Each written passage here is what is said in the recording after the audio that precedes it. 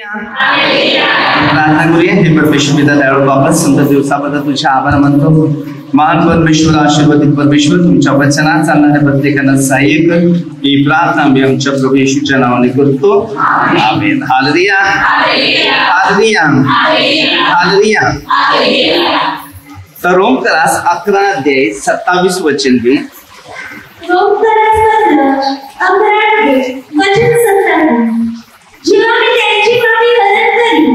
त्यांची पाप मी हरण करीन, त्याचबरोबर हाच माझा करार.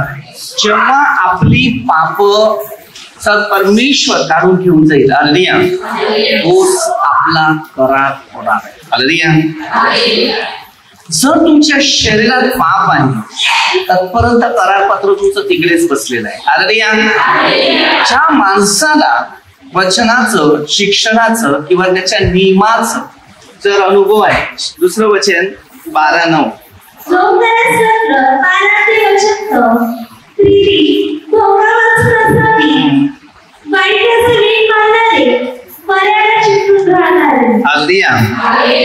आता प्रीती काय आहे? हालेलुया. बघा, तुम्ही तुमच्या जीवनामध्ये देवावर एक खरं प्रेम आहे, बरोबर. तर वाईट आहे त्याला तुम्ही काय करणार? भीट मागा. रोमकर 12:21 मध्ये वचन दिसत आहे. हालेलुया. आपल्या प्रत्येकाला वचन, शिक्षण, ज्ञान, बुद्धी हे उत्पन्न करायचं असतं. हालेलुया. जेवढं तुम्ही पवित्र बनतील, जेवढं तुमच्यामध्ये वचनाचं पालन करण्याची तयारी, शक्ती निर्माण होईल, तेवढं तुम्ही आशीर्वादित होतील. हालेलुया. तेवढं तुमच्या जीवनामध्ये चमत्कार व्हायला सुरुवात होतील, तेवढं तुमचं जीवन आशीर्वादाने भरलं जाईल. हालेलुया. फार आजार बोला, दुःख बोला, समस्या बोला, संकट बोला, निराशा बोला, ती फक्त येशूच्या नावानेच निघतात. रोमकर 12:21 वचन की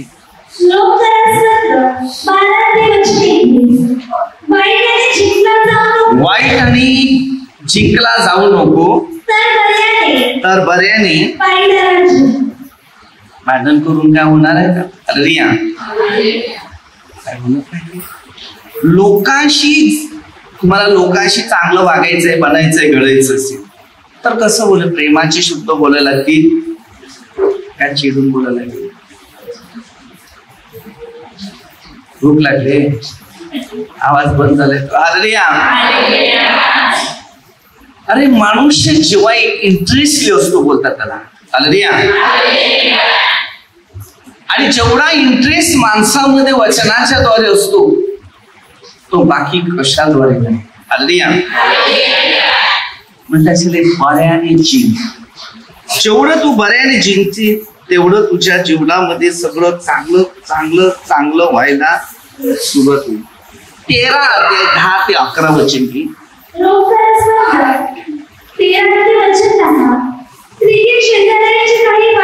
बघा, प्रीती शेजाराचं काहीच वाईट करत नाही.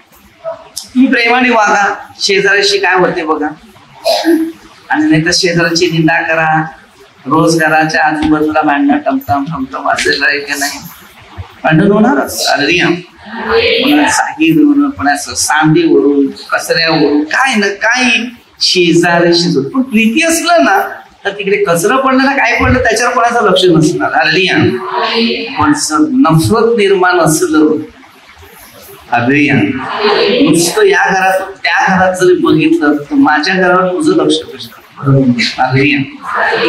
हे एक शिक्षण आहे ते. हालेलुया.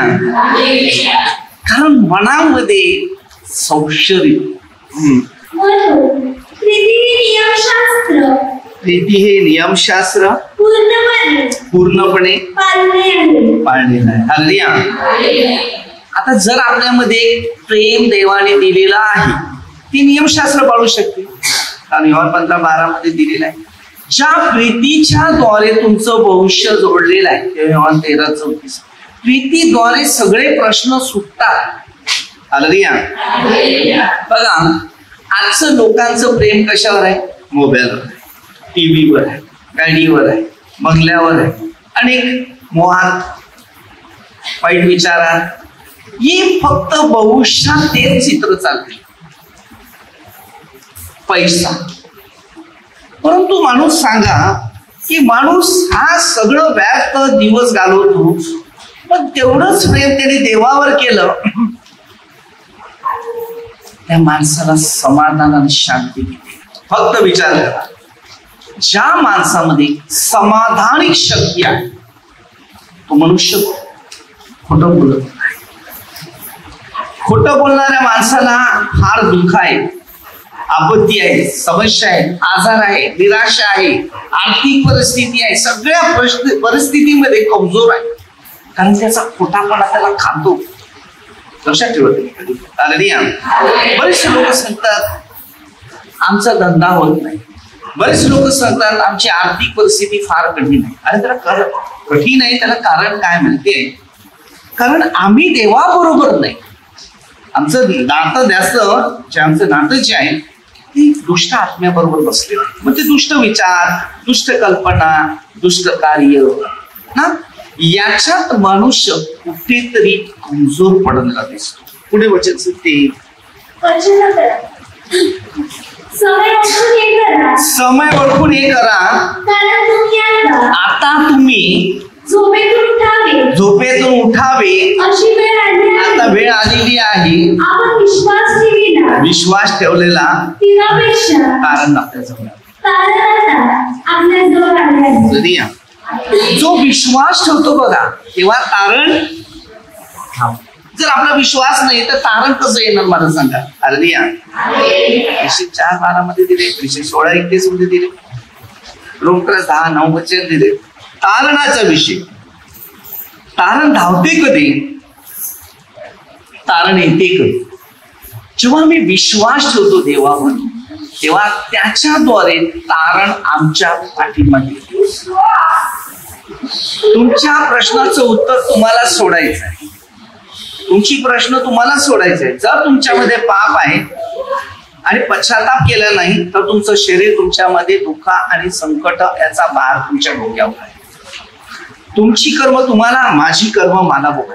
आपल्या कर्माचं फळ कधी सुटत नाही. बघा, कोणाही व्यक्ती एखादा चांगलं करायला बघतो आणि आपण कोणाचं तरी भलं करायचा विचार करतो आणि समोरचा व्यक्ती सांगतो खरं पण माझं भलं होत चालले नाही, मला आता व्यक्ती चांगलं करत हालेलुया, तेव्हा त्याला आदर्श निर्माण होतो त्या व्यक्तीविषयी. हालेलुया. पण आम्ही कुठे आहोत तुम्ही विचार करा. आता तुम्हाला काहीतरी करायचं असलं तर तुम्ही एक शिकून ठेवतो. तुम्ही प्रार्थनेत येता, तुमचा अनुभव तुम्हाला मी सांगतो कसं असणार.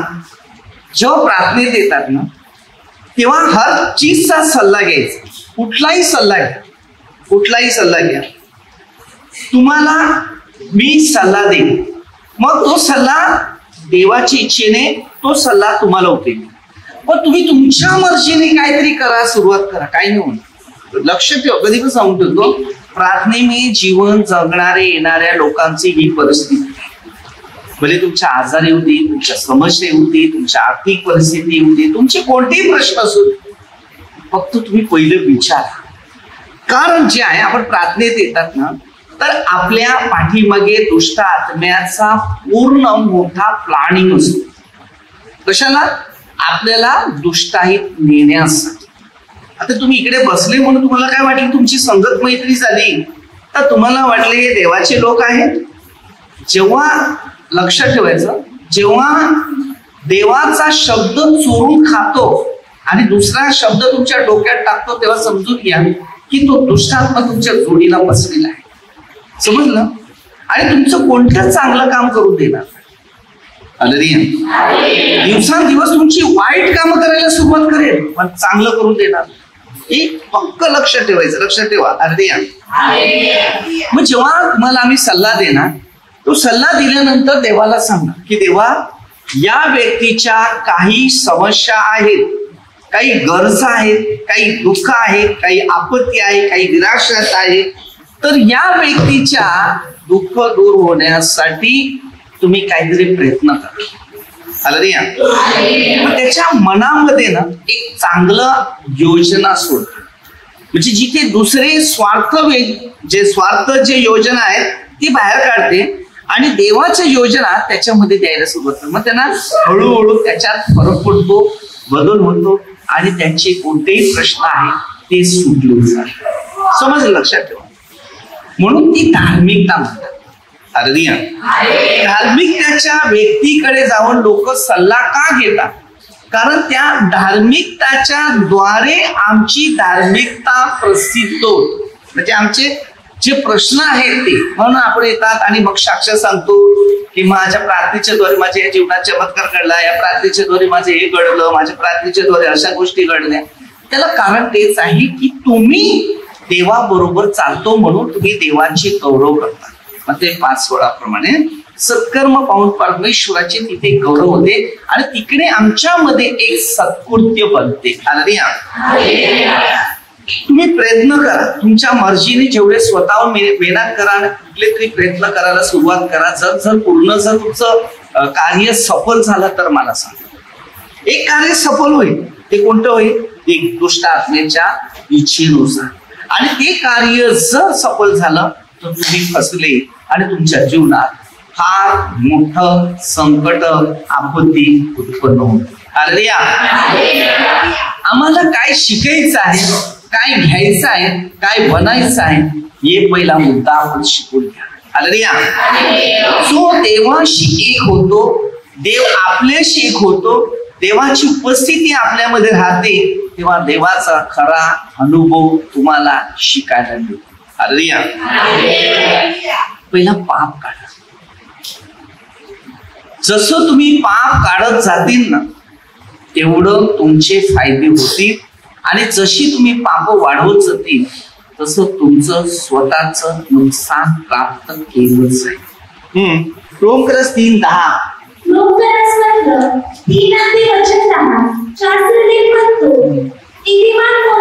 काय सांगते? शास्त्रात असं लिहिलेलं आहे, नीतिमान कोणी नाही, एक देखील. आता शास्त्राची ओळख तुम्हाला शोधायची. कोणाला? म्हणून त्याला काय शास्त्रात असं लिहिलेलं आहे, नीतिमान आणि सगळे पापी आहेत. मग काय पापच करत बसायचं का? काय वाटतं तुम्हाला? शास्त्रात असं लिहिलेलं आहे, नीतिमान कोणी नाही तर सगळेच पापी. मग काय एखादे उठून पापामध्ये जाणं तुम्ही करायचंच नाही. हे बघा, पाप करणारा मनुष्य खोटं बोलायला जास्त शिकतो आणि त्या खोट्यामध्ये अर्थ दिसते की हा खरं बोलतो का खोटं बोलतो. समजलं? त्याच्या समज आहे माणसाला काय परिणाम पापामधले गुणामुळे नुकसान होऊ शकतो. तो आत्मा तुम्हाला प्रेरणा देते खोटं करायला, खोटं बोलायला, त्याच्यामध्ये प्रवास करायला. एकदा त्याच्या गुलामगिरीत तुम्ही पडले ना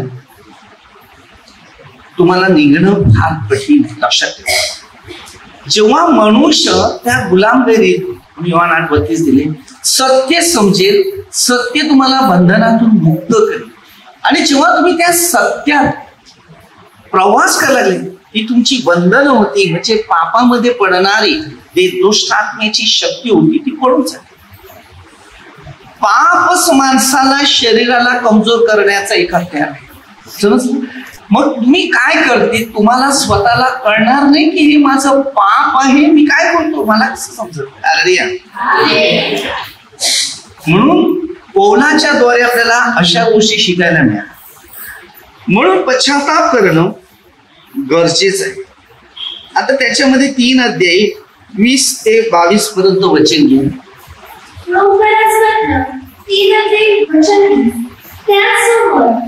कोणी मनुष्य नियमशास्त्रातील कर्माने नीतिमान ठरणार नाही. बघा काय सांगते, कोणता मनुष्य नियमशास्त्रा वाजून कर्माने कोणीही नीतिमान ठरणार नाही. जर नीतिमान बनायचं असेल तर आपली कर्म जी आहेत ती पहिली जोडावी लागतात. बघा, प्रत्येक मनुष्य मोहित आहे. मोह म्हणजे पाप आहे. ज्या माणसाकडे मोह आहे तो मनुष्य तुम्हाला पापीच दिसणार. त्यांचे आचार विचार खेळते राहतात. पण ज्या माणसाकडे कोणत्या गोष्टीचा बाबतीत मोहच नाही तो पवित्र आत्म्यात भरलेला आहे. कारण त्याला माहिती आहे हे काही कामाचं नाही, कारण तेच सर्व वरती जाणाऱ्या गोष्टी आहेत ना, ते कामाचं. आम्ही कुठल्या गोष्टीकडे लक्ष देऊ आणि कुठल्या गोष्टी आम्हाला लक्ष देण्यासाठी लावतात हे बघायचं. कारण नियमशास्त्राच्या द्वारे काय नियमशास्त्राद्वारे पापाचा हे शास्त्र नसतं तर तुम्हाला ना मला काही समजलं पण नसतं. बोध कसे होतात ते मला स्वतःला पहिलं समजून घ्यायचं आहे. आता नियमशास्त्राच्या विरुद्ध असे जे देवाचे नीतिमत्व ते प्रकट झालेलं आहे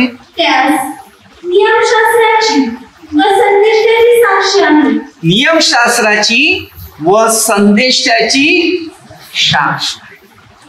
आता नियम दिलेला आहे त्याचं आणि जे संदेश ते तुम्हाला शिकवतील त्याची एक साक्ष. आता ह्या साक्षाकडे तुम्हाला जर वळायचं बरोबर ही साक्ष देवाची जर तुम्हाला मिळालेली आहे त्या साक्षेने तुम्ही कुठेतरी एक मजबूत अनुभव घेत आहे. हे देवाचे नीतिमत्व येशू ख्रिस्तावरील ते विश्वासाच्या द्वारे सर्व विश्वास ठेवणाऱ्यासाठी आहे. त्याच्यात भेदभाव नाही. असे विश्वास ठेवणाऱ्यामध्ये त्याच्यात भेदभाव नाही. आता 25 आणि 26 वचन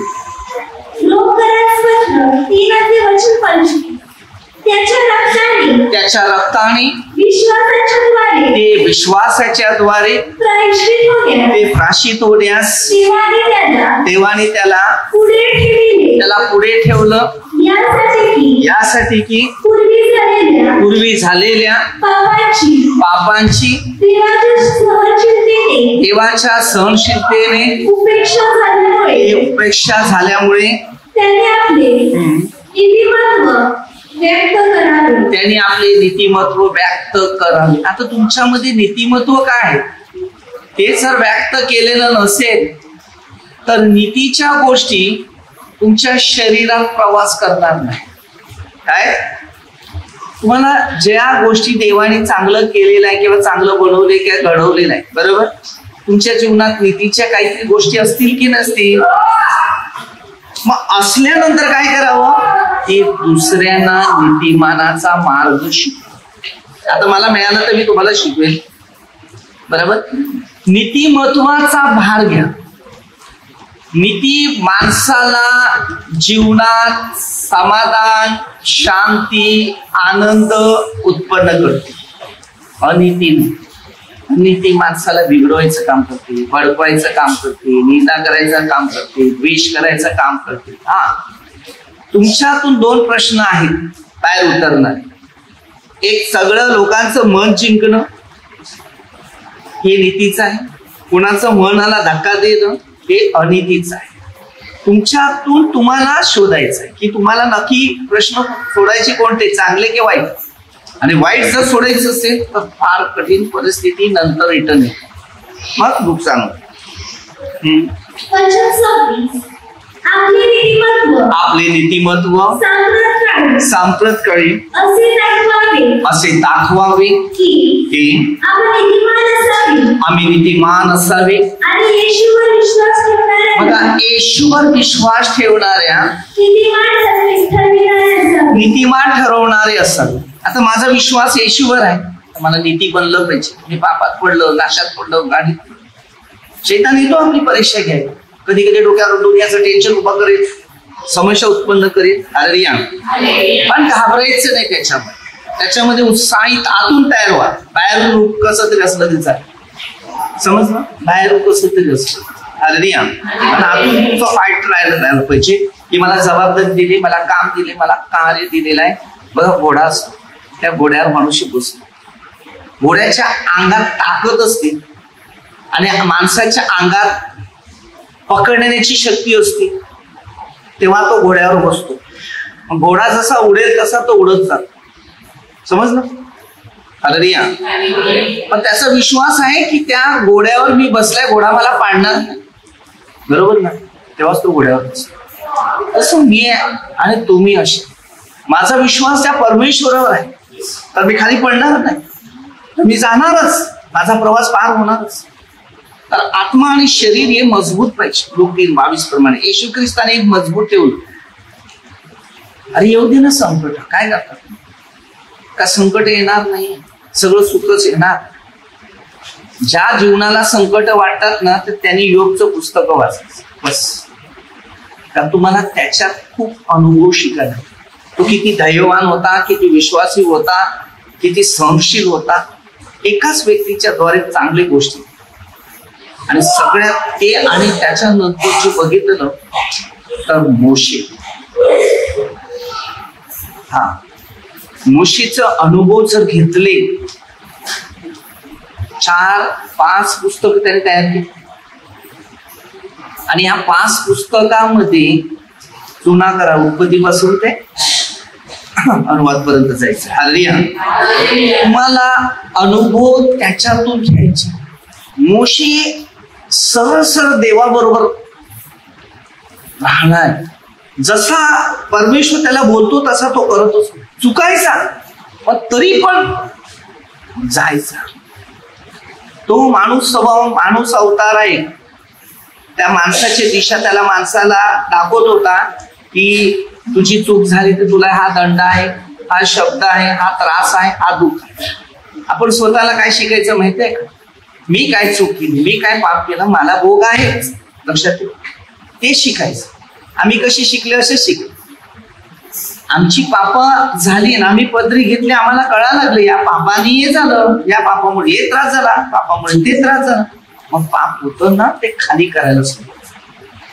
मग डोक्यावरचा भार खाली आल्यानंतर माणसाला आत्मिक एक शक्ती मिळते. रोज रात्री तुम्ही झोपेतून उठतात की नाही उठतात? उठतात का? मग जर तुमच्यामध्ये काय पाप असेल त्याच्याकरता पहिली प्रार्थना करा. आणि देव रात्री जास्त बोलतो माणसाशी. देव दिवसा बोलणं कमी आहे, रात्रीचं बोलतो देव जास्त, जे प्रार्थना करणाऱ्या लोकांशी. रात्रीच्या टायमाला दर्शन जास्त असतं, दिवसाचं कमी. कारण दुनियाचे लोक देवाकडे जातात, भले कोण मूर्तीकडे जातात, याच्याकडे जातात, त्याच्याकडे. रात्री सगळे झोपतात. मग जो विश्वासी लोक आहे रात्री उठून प्रार्थना करतो त्याच्याकडे लवकर पोहोचतो. कारण त्याला माहिती आहे का ह्योच मला झोप मारून माझ्या बरोबर आहे. एक शिक्षण तुम्ही पहिलं घ्या. माझ्याकडे एक मुलगा आलेला, ब्रदर मी खूप रात्रभर मोबाईल बघत बसतो. तर मी त्याला विचारलं, तुझ्याकडे मोबाईल बघायला तुला एवढा टाइम आहे, तो 10 मिनिटं तुला देवाजवळ द्यायला टाइम आहे, तुला दर्शन भेटलं, दर्शन झोपतच नाही. म्हणून तुला काय होईल माहितीये का? मानसिक होईल, मानसिक. काही दिवस तरी पाप कबूल केलं, बसला, परत आयतो धंदा आहे. आजचा काळच इतका खतरनाक आहे. मुलं बोला, मुली बोला, बाया बोला, पुरुष बोला, स्त्री बोला, त्या मोबाईलच्या लाईनीमध्ये एवढ्या पडलेल्या आहेत ना, त्यांना उठता बसता येत नाही.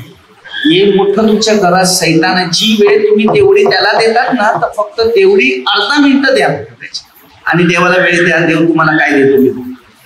मी रात्रीतून किती वेळा होतो माहिती आहे तुम्हाला?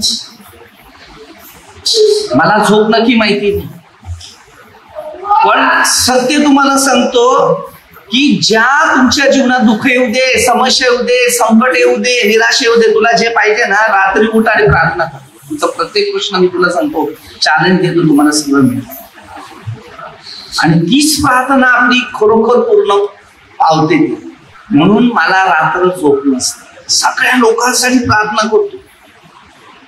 मग ते प्रश्न हळूहळू लोकांचे सुटतात. येशू ख्रिस्त मध्ये 17 डोंगरावर जाऊन प्रार्थना कर, शिष्यांना दाखवून माझ्या जोडीला कोण कोण आहे. तो मोशे आणि एलिया त्याच्याशी बोलतो. अरे हे स्वर्गीय लोक. तो पेत्र सांगतो, मी 3 मंडप तयार करतो, एक तुमच्यासाठी, एक मोशेसाठी आणि एक एलियासाठी. 3 मंडप तयार करतो, इथे राहा तुम्ही. मग या लोकांना कोण शिकवणार? हालेलुया. मंडपामध्ये राहण्यापेक्षा थोडं गावागावात फिरलं ना, प्रचार केला तर लोकांना खूप अनुभव येऊ शकतो. मंडपात एकत्र राहणं हे पण गरजेचं आहे, पण खरा मंडप जो आहे तो गावागावामध्ये, घरोघरोमध्ये समस्या आहेत लोकांच्या. घरात जास्त दुःख आहे, घरात जास्त निराशा आहे, घरात जास्त समस्या आहे. कारण आता तर पूर्ण सृष्टी खतम करायची वेळ आली. आता देवाचे क्रोध एवढे खतरनाक येणार आहेत ना, तर फक्त तुम्ही बघा रात्रीच्या प्रार्थना करताना परमेश्वर तुम्हाला दाखवेल. आता चेष्टा होत जाईल, आता फक्त चेष्टा होऊ दे, निंदा होऊ दे, नफरत होऊ दे, द्वेष होऊ दे. बैरेवा समजलं? कोणी काय बोललं ना, ते काय सांगते ते ऐकू नका. तुम्हाला काय चांगलं सांगायचं ना ते ऐका फक्त देवापासून. ते बोलतात त्यांना बोलून दे, ऐकू नका. ऐकशील तर तुझ्या डोक्यावर टेन्शन वाढेल, लक्षात ठेव. समजलं? कोणी काय बोलतो ना, नफरत, निंदा, द्वेष ऐकू नका. तुला काय चांगलं सांगायचं ते ऐक, म्हणजे तू बरं होशील. एक दुष्टाईचं घर मनुष्याच्या पाठीमध्ये. मी सध्या तुम्हाला सांगतो, एकदा देवाला तुम्ही तुमच्या हृदयामध्ये किंवा तुमच्या घरामध्ये किंवा तुमच्या कुटुंबामध्ये, काय सांगते, देवाला तुमच्या घरात, हृदय आणि तुमच्या कुटुंबामध्ये ठेवायला सुरुवात.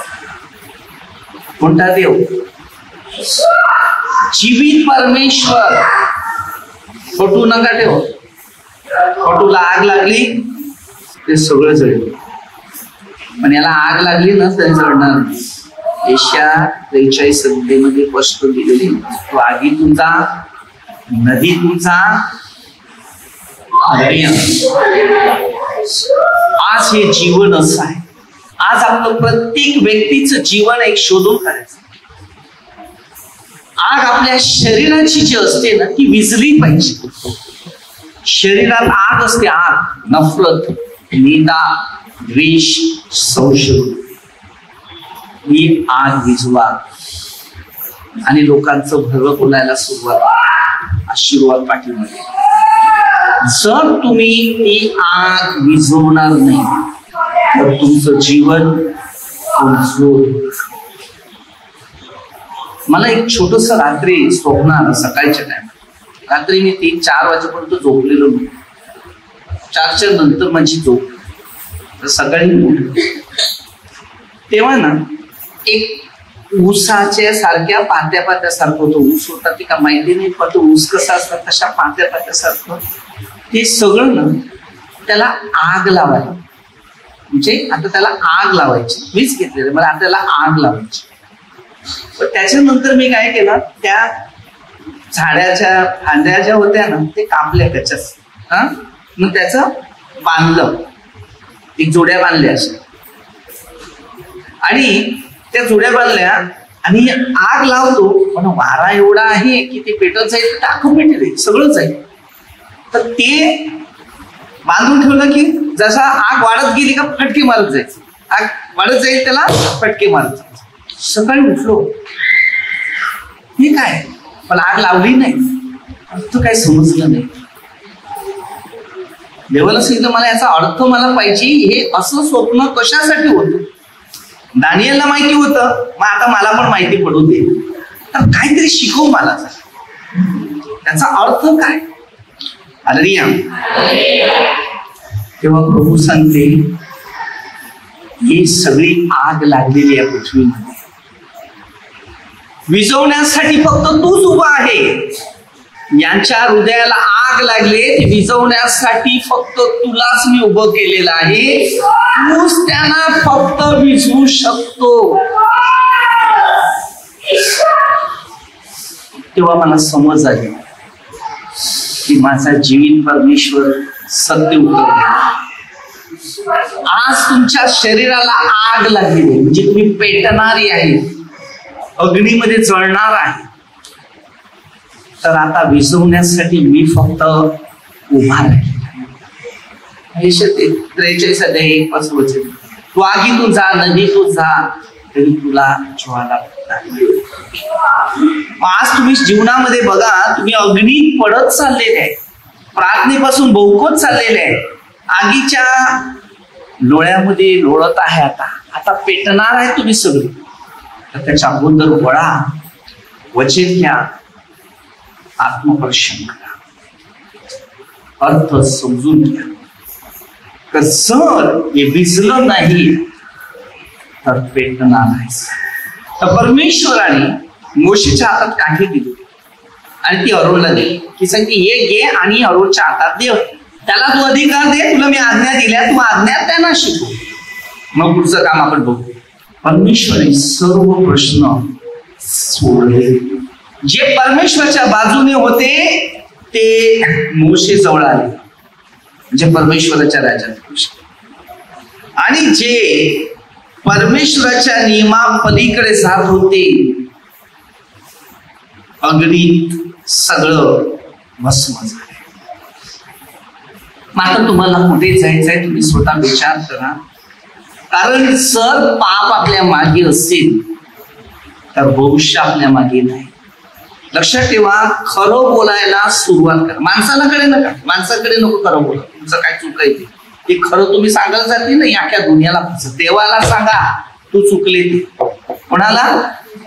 देवाकडे खरं बोल. माणसाकडे खरं बोलत जाशील ना तू कशी अख्ख्या लोकांना बदनामी करून तुमची बस. कारण मी अनेक लोकांना अनुभव घेतले. तुम्ही तुमची पापं दुसऱ्यांना कशाला सांगता? त्यांना अधिकार आहे का? अशा लोकांना सांग की ते पाप कबूल करण्यासाठी तुम्हाला प्रार्थना करून त्या बंधनातून मुक्त करण्यासाठी तुम्हाला मार्गदर्शक करतील. अशा लोकांचं योहान 20 मध्ये 23 वचन मध्ये दिले, याकोब 5 मध्ये दिलेलं आहे. तुम्ही एकमेकांकडे आपली पाप कबूल करा, नीतिमानाची प्रार्थना कबूल. पाप कबूल करण्याचा अधिकार दिलेला असतो, लोकांना सांगायचा अधिकार नाही. जर तुम्हाला फक्त एक व्यक्तीला फक्त भेटायचं ना, बोलायचं अरे तिकडे असायला असं झाले बघा, तिकडे अख्या गावाला तो धोंड्याला पेटते, पण त्याच्यासाठी एक पण मध्यस्थी नाही. कोणाचं काय झालं असेल ना ते डोक्यामध्ये बरोबर ते सगळं पत्रकार बसले. न्यूज एवढी फास्ट असते की विचार नाही. पण कधी पण एक व्यक्ती तिथे जमत नाही की आपण थोडीशी त्या कुटुंबासाठी, त्या घरासाठी, की त्या व्यक्तीसाठी विशेष प्रार्थना करूया. बदनाम करण्यात हुशार आहे, पण मार्गदर्शक करण्यात मानसिक तणाव आहे. लोकांना जीवनामध्ये जर मजबूती करायची असेल तर त्याला प्रार्थना लागते. लक्षात ठेवा, बिना प्रार्थनेशिवाय तुम्ही पुढे जाऊ शकता. जर तुम्हाला शैतानाने पकडलं असेल ना, तुम्हाला प्रार्थनेत बसू देणार नाही. 10 वेळा उठायला लावणार, 10 वेळा इकडे फिरायला लावणार, 10 वेळा तिकडे जाणार, हे करणार, ते करणार, पाणी पिणार, अमकं करणार. तो एक अशुद्ध आत्मा आहे, तो नाही राहिला पाहिजे शरीराला. आणि तो जर राहिला तर तुम्ही आठवड्यातून रोज आजारी पडतो. लक्षात ठेवा, प्रार्थना करताना कम्प्लिटली डोळे बंद करूनच प्रार्थना करायची. मी देवाला भेटायला आलाय, देवाला बघायला आलाय, तर माझं कर्तव्य काय? मला बघायला आलंय का? तर देवाला बघायला आल्या तर देव दिसला पाहिजे एक सामर्थ्याच्या रूपाने. पेत्राने काय सांगितलं? प्रेषितांच्या कृत्यात 3रा अध्याय, एक भिकारी सुंदर नावाच्या दरवाजाजवळ बसलेला, त्याने काय सांगितलं? माझ्याकडे सोने रुपये काही नाही, जे आहे ते देतो.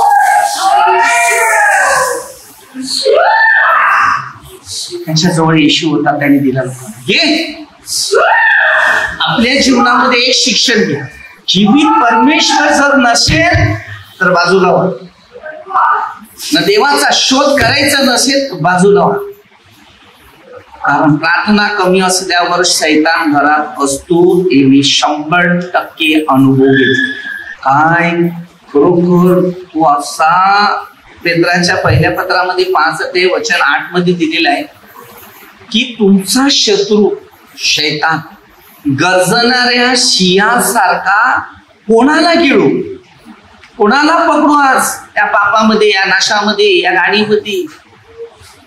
अशा प्रकारे तो आत्मा कार्य तुम्हाला फसवणार, तुमच्या घरात एखाद्याला आजारी पाडणार, घर तुमचं त्याच्या मागे लागणार. तुम्हाला प्रार्थना करून पण सावध राहा. मी तुम्हाला सांगतो, शेवटची हाक हीच असते. याच्यानंतर पहिला प्रश्न नाहीच. प्रकटीकरण 22:13, प्रभू येशूचं मी एक वचन आठवून ठेवलेले आहे, अल्फा ओमेगा, पहिला व शेवट मीच आहे, असं प्रभू सांगतो. याच्यानंतर रस्ते नाही, कुठलेच रस्ते नाही. जा दुनियात फिरून या, कुठल्या प्रार्थना संघामध्ये जा. जर तुम्ही एकदा देवाची ओळख करून घेतली ना, ओळख न गेल्यानंतर पुढचा विश्वास कमी झाला तर शेवटचा अंत जोडीला. हेच मी सांगतो, दुसरं याला पर्याय नाही, मला माहिती आहे. कारण याच्या विना दुसरा मार्गच नाही. योहान 14:6 मार्ग, सत्य, जीवन येशू होतो. तो खरा मार्ग त्याचाच. त्याच्या मागे लागा, तो तुम्हाला एक सत्याचं वचन शिकवेल आणि तुम्हाला त्या बंधनातून मुक्त करेल. म्हणून योहान 8:32 दिलेला आहे, सत्य समजेल, सत्य तुम्हाला मग सामर्थ्य. तर आपण छोटेच एक प्रार्थना घेऊया. परमेश्वर पिता दयाळू बाबा, सुंदर दिवसाबद्दल तुझ्या आभार मानतो. महान परमेश्वर, आशीर्वादी परमेश्वर, तुमच्या वचनात चालणाऱ्या प्रत्येकाला सैक ही प्रार्थना परमेश्वरच्या नावाने करतो. सर्व मंत्र लोक, आमदार लोक, सरपंच, सर्व पोलीस प्रभूचा आशीर्वाद ही प्रार्थना परमेश्वरच्या नावाने करतो. आमेन. हालेलुया.